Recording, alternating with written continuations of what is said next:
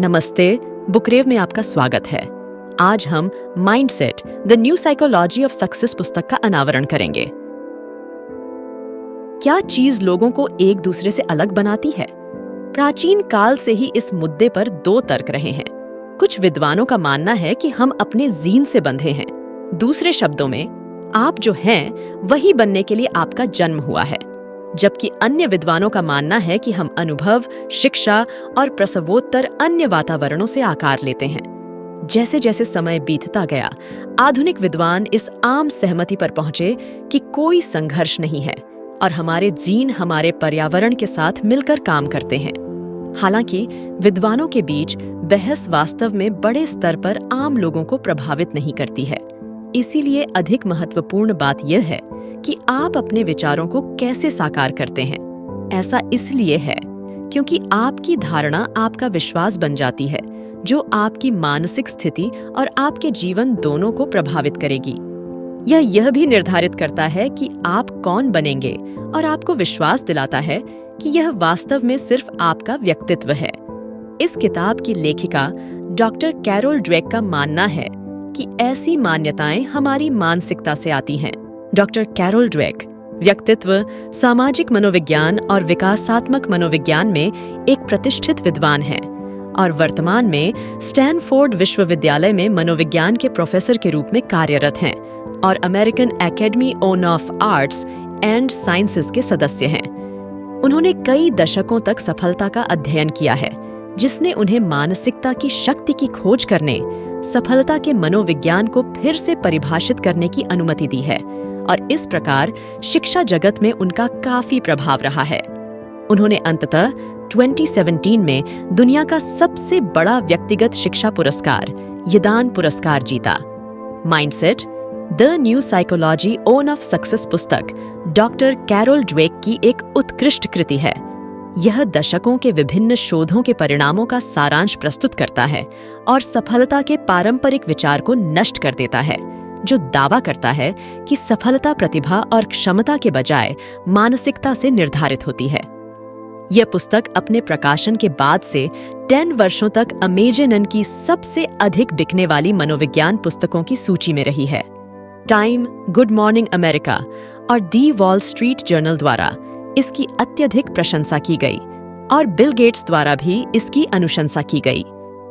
इस पुस्तक में ड्वेक निश्चित मानसिकता और विकास मानसिकता की दो मानसिकताओं का परिचय देता है। इन दो मानसिकताओं की एक स्पष्ट व्याख्या और तुलना प्रदान करता है, विभिन्न क्षेत्रों पर उनके प्रभावों को प्रकट करता है और फिर लोगों को अपनी मानसिकता बदलने और अपने उच्च उद्देश्य को साकार करने के लिए व्यवहार्य दृष्टिकोण की सिफारिश करता है। हम इस पुस्तक का 3 भागों में विश्लेषण करेंगे और यह भी देखेंगे कि किस तरह मानसिकता लोगों के जीवन को बदल सकती है। भाग 1 मानसिकता पर विश्लेषण, भाग 2 मानसिकता का प्रभाव, भाग 3 मानसिकता का प्रचार और परिवर्तन। भाग 1 मानसिकता पर विश्लेषण। मानसिकता का विश्लेषण करने से पहले आइए डॉक्टर ड्वेक द्वारा किए गए एक परीक्षण पर नजर डालें।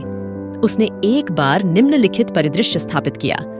मान लीजिए कि आपको वास्तव में एक कक्षा पसंद है और आपने उस पर बहुत समय और ऊर्जा खर्च की है, लेकिन आपके मध्यावधि पेपर में केवल C आया, जिससे आपको बहुत निराशा हुई। दुर्भाग्य से आपके लिए जब बारिश होती है तो भारी बारिश होती है और घर वापस जाते समय आप देखते हैं कि आपको पार्किंग टिकट मिल गया है।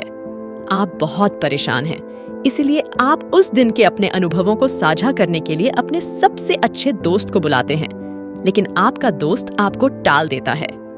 ड्वेक ने कई लोगों को परीक्षण भेजा और उनसे पूछा, आप क्या सोचेंगे और क्या करेंगे?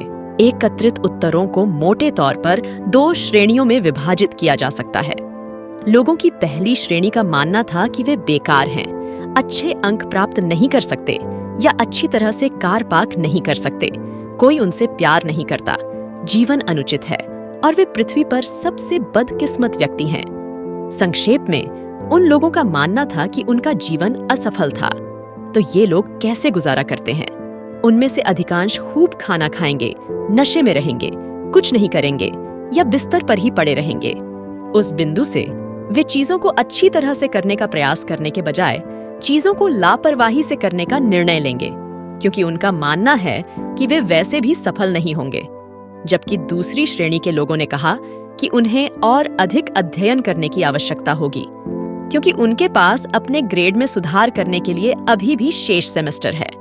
वे खुद को अगली बार अधिक सावधानी से पार्क करने और जीवन में प्रयास करते रहने की याद दिलाएंगे।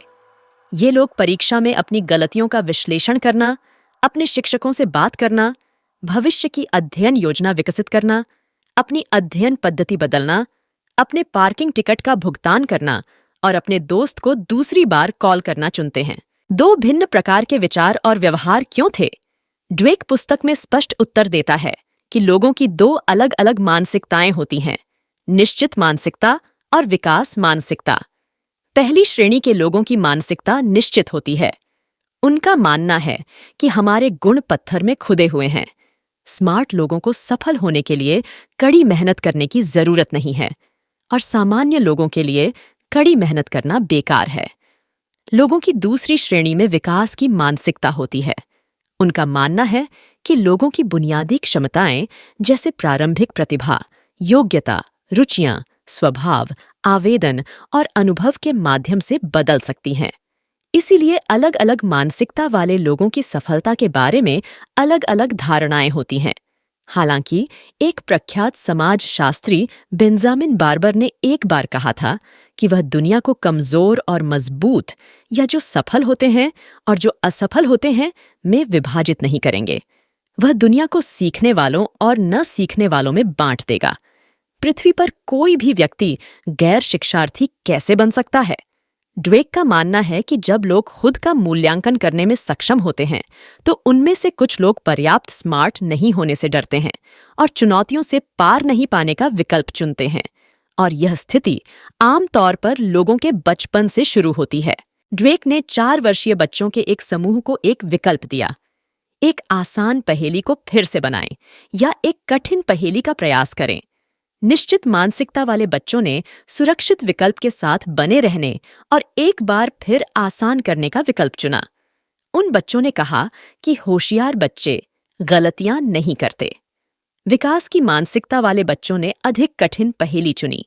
उन मानसिकताओं में अंतर मस्तिष्क तरंगों में भी देखा जा सकता है। ड्वेक ने विभिन्न मानसिकता वाले लोगों को कोलंबिया विश्वविद्यालय में एक मस्तिष्क तरंग प्रयोगशाला में परीक्षण के लिए आमंत्रित किया और उनके मस्तिष्क तरंगों को मापकर उन प्रश्नों का अवलोकन किया जो प्रतिभागियों में रुचि और ध्यान पैदा करते थे। परीक्षण के नतीजों से पता चला कि निश्चित मानसिकता वाले लोगों ने यह जानने के दौरान बारीकी से ध्यान दिया कि उनके उत्तर सही थे या गलत, जबकि विकास की मानसिकता वाले लोगों ने जानकारी और सीखने की प्रक्रिया पर पूरा ध्यान दिया। हम इससे देख सकते हैं कि विकास की मानसिकता वाले लोगों का मानना है कि सफलता सीखने का परिणाम है और लोग अपनी सीखने की क्षमताओं के विस्तार के माध्यम से अधिक स्मार्ट बन सकते हैं। निश्चित मानसिकता वाले लोग मानते हैं कि सफलता बुद्धिमत्ता या क्षमता का सबसे अच्छा प्रमाण है और उनका मानना है कि स्मार्ट लोग हमेशा सफल होते हैं, इसीलिए वे परिणामों पर ध्यान देते हैं। हम सभी जानते हैं कि कोई भी हर समय सफल नहीं हो सकता, तो ये दो मानसिकताएं विफलता को कैसे परिभाषित कर सकती हैं? निश्चित मानसिकता वाले लोगों के लिए विफलता एक शर्मनाक पहचान है और वे एक साधारण विफलता के बाद आसानी से मैं हारा हुआ हूं के निष्कर्ष पर पहुंच सकते हैं या यहां तक कि डर से कुचले जा सकते हैं और विफलता के बारे में सोच सकते हैं। उदाहरण के लिए बर्नार्ड लॉयसियो नोवेल्ले व्यंजनों के आविष्कारकों में से एक हैं और उनके रेस्तरां को मिशेलिन गाइड से 3 सितारा रेटिंग प्राप्त हुई थी। हालांकि उन्होंने 2003 मिशेलिन गाइड के प्रकाशन से पहले आत्महत्या कर ली क्योंकि उनके रेस्तरां ने एक अन्य गाइड में 2 अंक खो दिए थे और ऐसी अफवाहें थीं कि उनके रेस्तरां को उस वर्ष मिशेलिन से कम रेटिंग प्राप्त होगी। वास्तव में उनके रेस्तरां को 3 सितारों की समान रेटिंग प्राप्त हुई। यह कहा जा सकता है कि असफलता के डर से वह बर्बाद हो गया। तो विकास की मानसिकता वाले लोग विफलता को कैसे देखते हैं? असफलता का प्रभाव विकास की मानसिकता वाले लोगों पर भी पड़ता है और वे भी उतने ही दुखी होते हैं जितने निश्चित मानसिकता वाले लोग होते हैं। हालांकि उनका मानना है कि हालांकि यह एक दर्दनाक अनुभव है, यह उनकी गलतियों से सीखने का एक अवसर भी है और इसलिए वे अपनी विफलता से उभरने के लिए दृढ़ हैं। उदाहरण के लिए, एक खेल के दौरान फुटबॉल खिलाड़ी जिम मार्शल गलत तरीके से दौड़े और विरोधी टीम के लिए टचडाउन किया। यह एक सजीव खेल था। उन्हें शर्मिंदगी और दुख महसूस हुआ और यह उनके करियर का सबसे चौंकाने वाला और शर्मनाक क्षण था। जब वह शांत हुआ तो उसने सोचा कि शायद उसे नौकरी छोड़ देनी चाहिए या इसे ठीक करने के लिए कुछ करना चाहिए, लेकिन उन्होंने बाद में फैसला किया और खेल के दूसरे भाग के लिए खुद को संभाला और उसके बाद अपना अब तक का सबसे अच्छा फुटबॉल खेला और अपनी टीम की जीत में योगदान दिया। इन दो मानसिकता वाले लोग सफलता और विफलता को अलग अलग अर्थ क्यों देते हैं? ऐसा इसलिए है क्योंकि ये दोनों मानसिकताएं क्षमता और उपलब्धि के बीच के संबंध को अलग अलग तरीके से देखती हैं। ड्वेक ने एक बार प्री-मेड छात्रों के एक समूह की मानसिकता को मापा और उनके रसायन विज्ञान पाठ्यक्रम में उनके प्रदर्शन को ट्रैक किया, जिसके परिणाम यह निर्धारित करते हैं कि कौन डॉक्टर बनेगा। ट्रैक किए गए सभी छात्रों ने शानदार प्रयास करना शुरू किया और उनसे अच्छे प्रदर्शन की उम्मीद की गई। अवलोकन के एक सेमेस्टर के बाद ड्वेक ने पाया कि विकास की मानसिकता वाले छात्रों को अंततः उच्च अंक प्राप्त हुए और वे दूसरों के साथ आगे रहे, भले ही वे एक निश्चित अवधि के लिए पीछे रह गए। उनका मानना था कि अंक अंतिम परिणाम नहीं है और सीखने का उद्देश्य ज्ञान प्राप्त करना है, इसीलिए उन्होंने सीखना जारी रखा। हालांकि निश्चित मानसिकता वाले छात्रों के लिए एक बार असफल होने के बाद अच्छे अंक प्राप्त करना बहुत कठिन है। उनका मानना था कि उनके खराब अंकों का मतलब है कि पाठ्यक्रम उनके लिए नहीं है, जिससे उनकी इसमें रुचि कम हो गई और इसीलिए वे आगे प्रयास करने के लिए अनिच्छुक थे। सामान्य तौर पर एक निश्चित मानसिकता वाले लोग मानते हैं कि प्रयास करना शर्मनाक है, क्योंकि स्मार्ट और प्रतिभाशाली लोग बिना प्रयास के उपलब्धियां हासिल कर सकते हैं। इसलिए चुनौतियों या असफलताओं का सामना करते समय वे अपने लिए बहाने ढूंढते हैं, क्योंकि वे हारे हुए करार दिए जाने से डरते हैं। विकास की मानसिकता वाले लोग प्रतिभा की सराहना करते हैं, लेकिन वे प्रयास की अधिक सराहना करते हैं। उनका मानना है कि इसे पूरा करने के लिए पूर्ण प्रतिबद्धता और प्रयास की आवश्यकता है और वे चुनौती और विफलता का सामना करने के लिए अपने प्रयासों और क्षमताओं का विस्तार करते हैं। मानसिकता के विश्लेषण के पहले भाग के लिए बस इतना ही। आइए संक्षेप करें। लोगों को निश्चित मानसिकता वाले और विकास मानसिकता वाले लोगों में विभाजित किया जा सकता है। दोनों मानसिकताएं सफलता और विफलता के अलग अलग अर्थ प्रदान करती हैं। योग्यता और उपलब्धि के बीच संबंध के बारे में उनकी समझ विपरीत है, इसलिए अलग अलग मानसिकता का विभिन्न क्षेत्रों में अलग अलग प्रभाव पड़ता है। भाग 2, मानसिकता का प्रभाव। आइए अब विशिष्ट क्षेत्रों पर विभिन्न मानसिकताओं के प्रभाव पर एक नजर डालें। सबसे पहले आइए खेलों पर एक नजर डालें। हमारे दिमाग में खेल जगत में हर कोई प्रतिभा में विश्वास करता है और बड़ी संख्या में टीमें और कोच प्रतिभाशाली खिलाड़ियों की खोज करते हैं। क्या इसका मतलब यह है कि प्रतिभाशाली खिलाड़ी निश्चित रूप से बड़ी उपलब्धियां हासिल कर सकते हैं, चाहे उनकी मानसिकता कुछ भी हो? बिल्कुल नहीं। बिल्ली बीन एक प्राकृतिक प्रतिभा थे। वह अपनी हाई स्कूल बास्केटबॉल टीम में सर्वोच्च स्कोरर, फुटबॉल टीम के क्वार्टरबैक और बेसबॉल टीम के सर्वश्रेष्ठ हिटर थे। जैसे जैसे वह बेसबॉल में अपनी स्कूल टीम से प्रमुख लीगों में आगे बढ़े, चीजें और भी बदतर होती गईं। प्रत्येक खराब प्रदर्शन के बाद वह बाहर निकल जाता था और टूटने वाली चीजों की तलाश करता था। बीन को अहंकारपूर्वक विश्वास था कि उसकी प्रतिभा निर्दोष है और वह कभी भी गलत गेंद नहीं मारेगा। इसलिए उन्होंने अपनी समस्याओं को रचनात्मक तरीकों से हल करने का प्रयास नहीं किया। बीन एक निश्चित मानसिकता वाला व्यक्ति था जो अपनी प्रतिभा से फंस गया था। संक्षेप में, एक निश्चित मानसिकता वाले प्रतिभाशाली लोग नहीं जानते कि विफलता से कैसे निपटें, अपनी कमजोरियों का विश्लेषण नहीं करते हैं और जो कमी है उसे पूरा करने का प्रयास नहीं करते हैं। इससे उनके लिए उपलब्धियां हासिल करना और दीर्घकालिक सफलता पाना कठिन हो जाता है। वास्तव में विकास की मानसिकता खेल जगत में भी प्रतिभा को मात देती है और कई एथलीट जो स्वाभाविक नहीं थे, उन्होंने प्रभावशाली उपलब्धियां हासिल कीं, जैसे कि माइकल जॉर्डन। बहुत से लोग सोचते हैं कि जॉर्डन स्वाभाविक था, लेकिन वास्तव में उसे उसकी हाई स्कूल वर्सिटी टीम द्वारा नहीं चुना गया था और नॉर्थ कैरोलिना स्टेट यूनिवर्सिटी द्वारा भर्ती नहीं किया गया था, वह कॉलेज जिसके लिए वह खेलना चाहता था।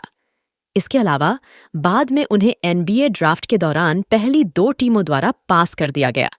ऐसा अनुभव किसी विलक्षण व्यक्ति का अनुभव नहीं है, तो इतनी सारी निराशाओं का सामना करने के बाद जॉर्डन ने क्या किया? हालांकि जॉर्डन भी अपनी हाई स्कूल बास्केटबॉल टीम से निकाले जाने के बाद उदास था, फिर भी वह अभ्यास के लिए हर सुबह 6 बजे उठ जाता था।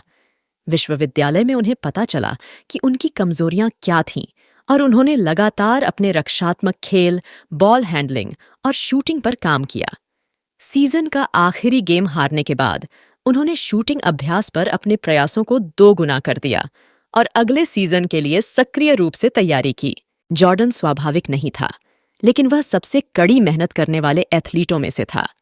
उन्होंने एक बार कहा था, मानसिक दृढ़ता और हृदय आपके कुछ शारीरिक लाभों की तुलना में बहुत अधिक मजबूत हैं। मैंने हमेशा ऐसा कहा है और मैंने हमेशा इस पर विश्वास किया है। ऐसा उदाहरण दुर्लभ नहीं है।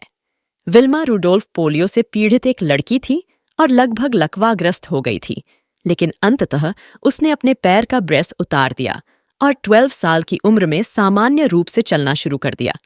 इसके तुरंत बाद उन्होंने अपना खेल जीवन शुरू किया।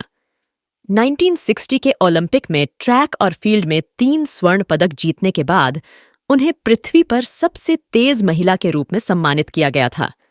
उन्होंने एक बार कहा था कि मैं बस एक मेहनती महिला के रूप में याद किया जाना चाहती हूं।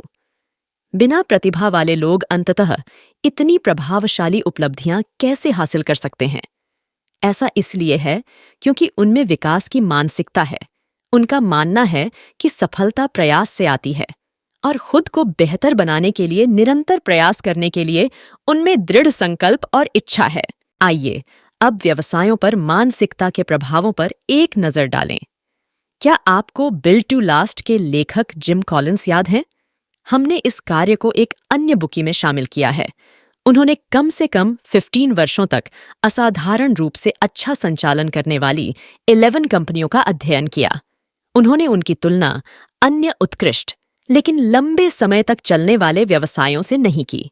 इससे उन्हें दीर्घकालिक सफलता वाली उत्कृष्ट कंपनियों की कुछ सामान्य विशेषताओं का पता लगाने में मदद मिली। उनके द्वारा खोजे गए सबसे महत्वपूर्ण कारकों में से एक यह था कि इन सभी कंपनियों के पास एक नेता था जो कठिन परिस्थितियों में कंपनी को उत्कृष्टता के लिए मार्गदर्शन करने में सक्षम था।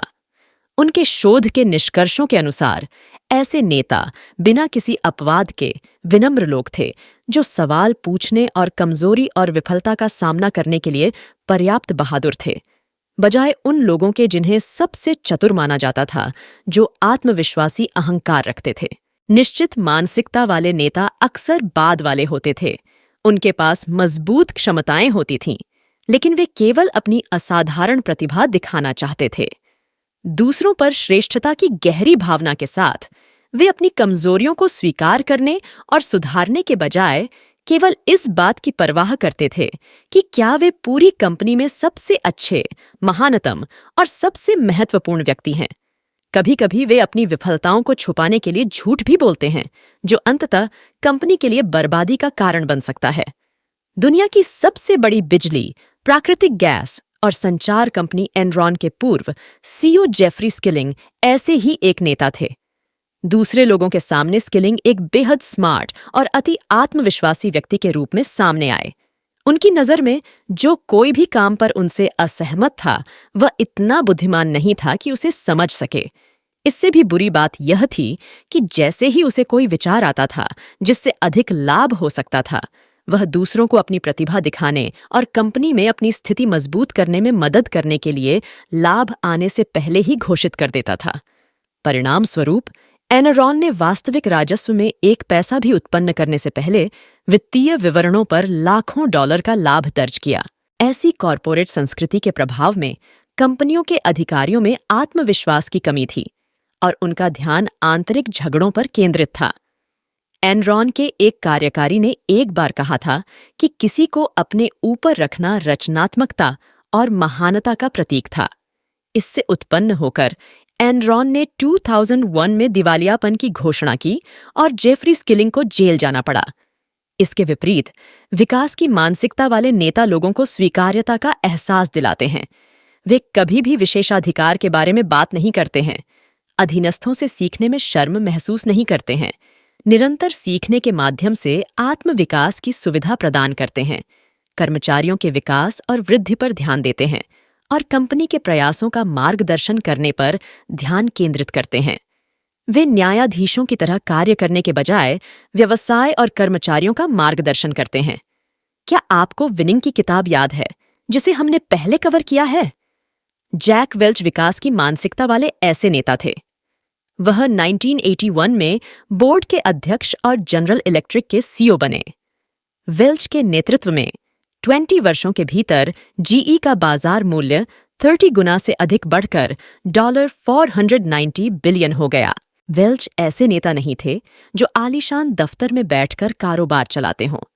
क्या हो रहा है, यह जानने के लिए वह प्लांट की असेंबली लाइनों में फ्रंट लाइन कार्यकर्ताओं से सीधे जुड़े। उन्होंने अपनी आत्मकथा में लिखा है कि मुझे पहले व्यक्ति का उपयोग करने से नफरत है। मैंने अपने जीवन में जो कुछ भी किया है वह अन्य लोगों के साथ मिलकर पूरा किया है। विकास की मानसिकता वाले नेता कर्मचारियों को भी विकास की मानसिकता वाले व्यक्ति बनने के लिए मार्गदर्शन करेंगे। ऐसे कर्मचारियों में अक्सर कंपनी के प्रति विश्वास और जिम्मेदारी की बेहतर भावना होती है। वे टीम वर्क पर अधिक ध्यान देते हैं और अधिक दायित्वों को निभाने के इच्छुक होते हैं, जो कंपनी की समृद्धि में योगदान देगा। अंत में आइए इस बारे में बात करें कि मानसिकता किसी अंतरंग रिश्ते को कैसे प्रभावित कर सकती है। प्यार में एक निश्चित मानसिकता और विकास मानसिकता के बीच सबसे बड़ा अंतर 2 पहलुओं में निहित है: रोमांटिक रिश्तों के प्रति दृष्टिकोण और दिल टूटने से निपटना। निश्चित मानसिकता वाले लोगों का मानना है कि प्यार के लिए किसी प्रयास की आवश्यकता नहीं होनी चाहिए, और यदि आपको इस पर काम करने की आवश्यकता है तो यह सच्चा प्यार नहीं है। एक अमेरिकी मनोचिकित्सक आरोन टी बेक ने लिखा, अगर हमें प्यार से काम करने की जरूरत है तो हमारे रिश्ते में कुछ गंभीर गड़बड़ है। चार्लीन और मैक्स ऐसे जोड़े थे जिन्हें पहली नजर में प्यार हो गया। उन्हें पता चला कि कई डेट्स के बाद उन दोनों ने समान रूप से भोजन और यात्रा का आनंद लिया, और उन्हें जल्द ही यह सोचने का एहसास हुआ कि दूसरा व्यक्ति अपने पूरे जीवन में कहाँ था।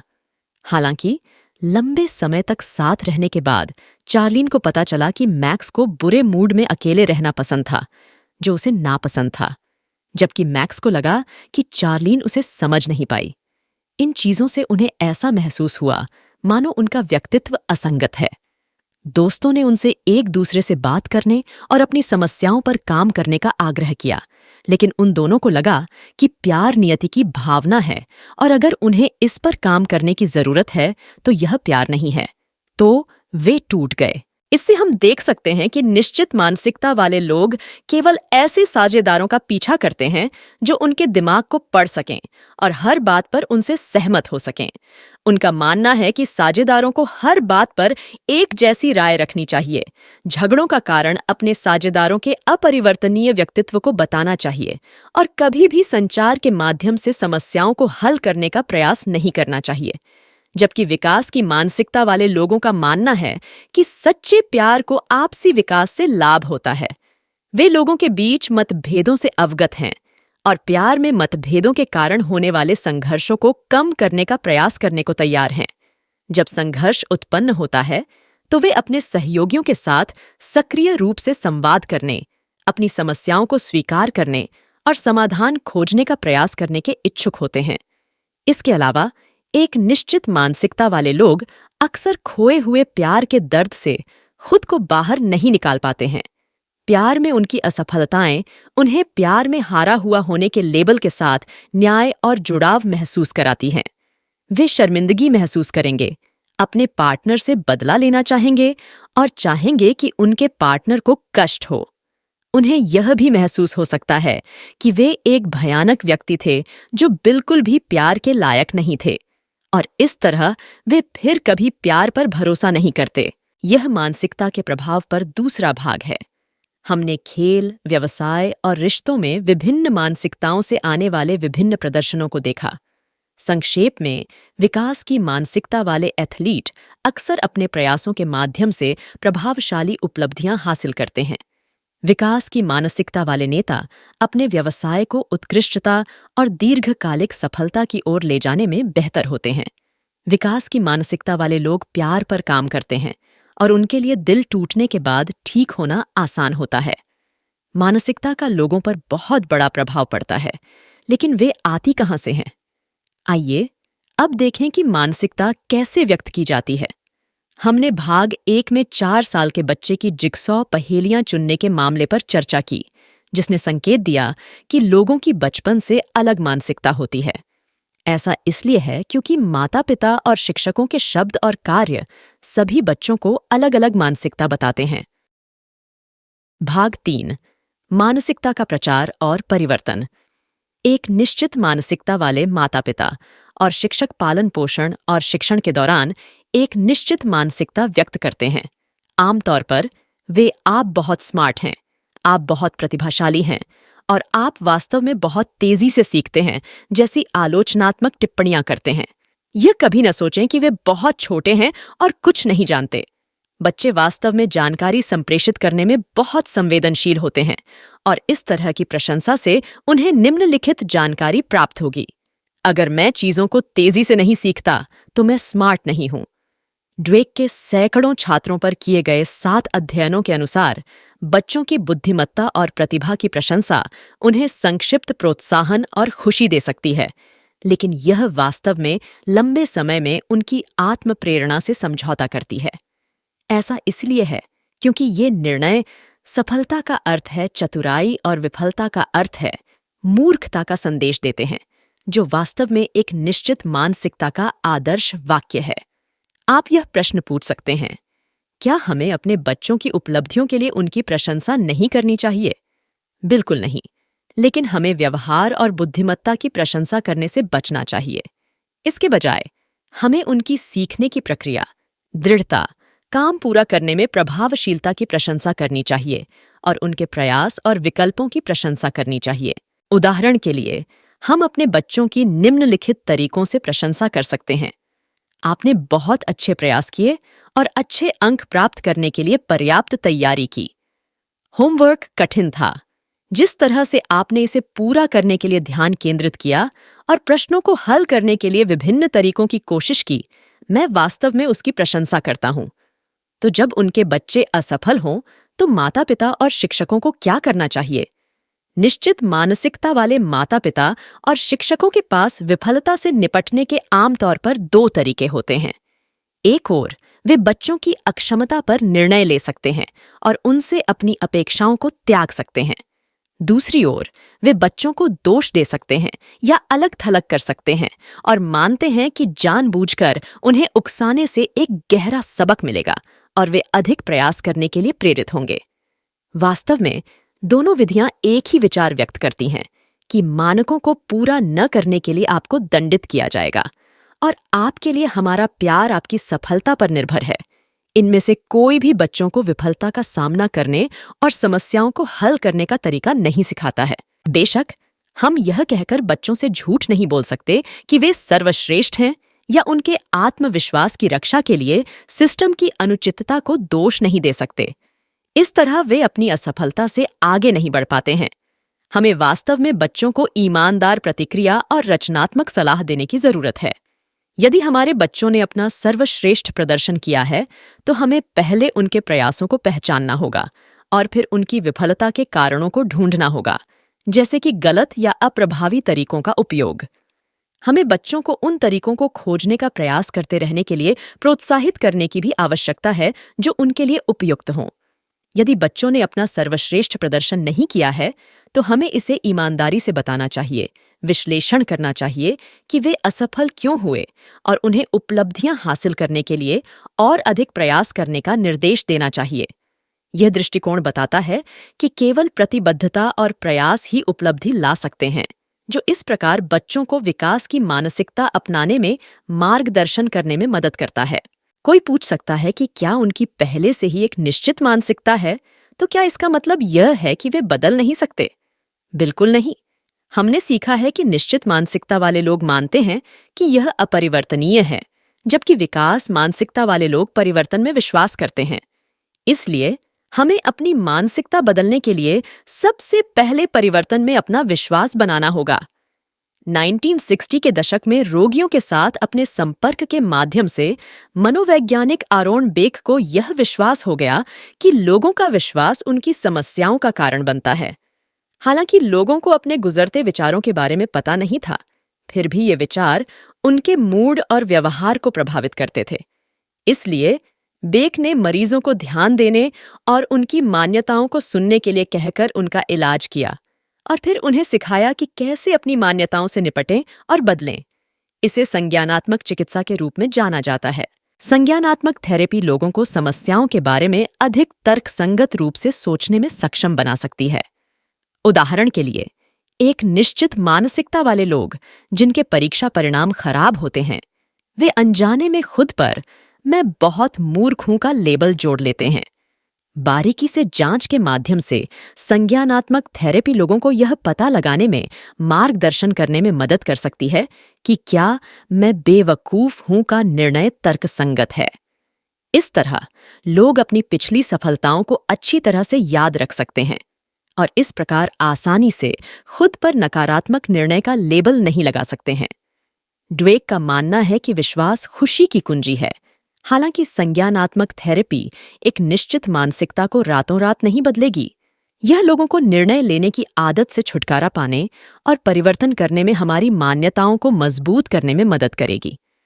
परिवर्तन कोई आसान बात नहीं है और लोग अक्सर एक निश्चित मानसिकता से चिपके रहते हैं, क्योंकि यह उनकी कुछ मनोवैज्ञानिक जरूरतों को पूरा कर सकता है। तो क्या इसका मतलब यह है कि अगर हम अपने लंबे समय से चले आ रहे विचारों और व्यवहारों को त्याग देते हैं तो हम खुद को नकार रहे हैं? हमें यह समझना चाहिए कि एक निश्चित मानसिकता वाला व्यक्ति वह नहीं है जो हम वास्तव में हैं, बल्कि वह व्यक्ति है जो सफल होने और दूसरों द्वारा पसंद किए जाने की कोशिश कर रहा है। इसलिए विकास की मानसिकता अपनाने में स्वयं को नकारने के बजाय उसके करीब रहना शामिल है जो हम वास्तव में हैं। हमारी मानसिकता में बदलाव निश्चित रूप से रातों रात नहीं होता है और यह ऐसा कुछ नहीं है जिसे विश्वास के माध्यम से तुरंत किया जा सकता है। एक प्रक्रिया की आवश्यकता है। इसलिए ड्वेक विकास मानसिकता अपनाने की दिशा में 4 सरल और दिलचस्प कदम प्रस्तावित करता है। पहला कदम है अपनी निश्चित मानसिकता को अपनाना। हमारे लिए यह आवश्यक नहीं है कि हम अपनी मानसिकता को नकारें या उससे शर्मिंदा महसूस करें, भले ही ऐसी मानसिकता ने हमें नुकसान पहुंचाया हो। वास्तव में सभी लोगों की कुछ मामलों में एक निश्चित मानसिकता होती है। किसी की सीखने में विकास की मानसिकता हो सकती है, लेकिन रोमांटिक रिश्तों में उसकी मानसिकता निश्चित होती है। यह बिल्कुल सामान्य है।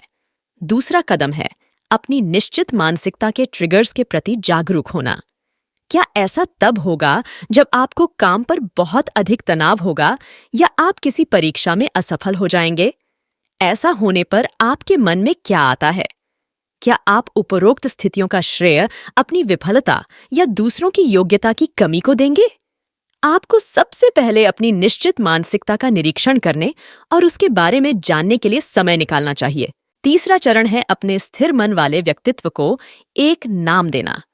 आप खुद को याद दिलाने के लिए उसे अपना नाम दे सकते हैं या उसे किसी फिल्म के पात्र का नाम दे सकते हैं जिसे आप उस व्यक्ति की याद दिलाना पसंद नहीं करते, जो आप नहीं बनना चाहते।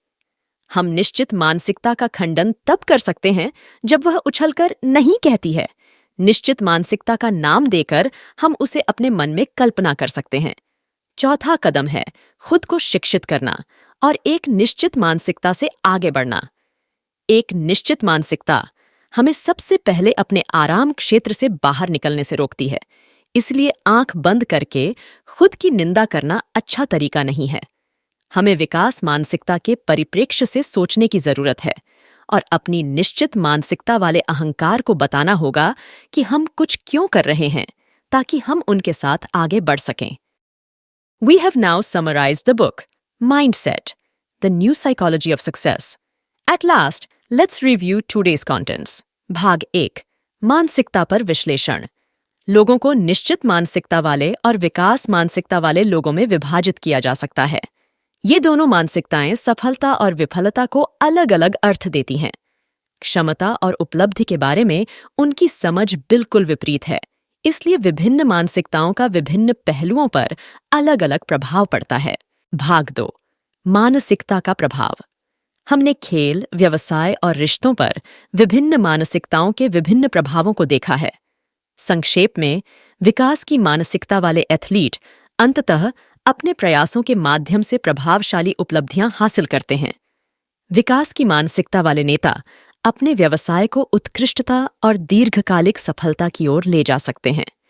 विकास की मानसिकता वाले लोग प्यार पर काम करते हैं और उनके लिए दिल टूटने के बाद ठीक होना और भविष्य के लिए आशा रखना आसान होता है। तीसरे भाग में हमने मानसिकता के प्रचार प्रसार और परिवर्तन को कवर किया।